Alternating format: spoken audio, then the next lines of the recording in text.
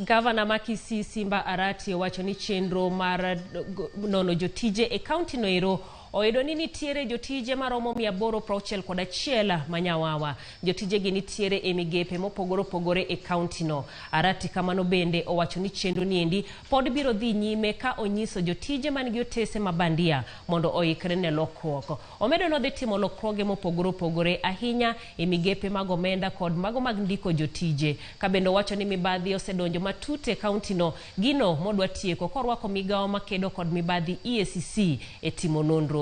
Osingo ni juma manyien otera pedha mare osiptal ma Kisii Referral ma bende en chuny migawo mar thieth e kaunti no.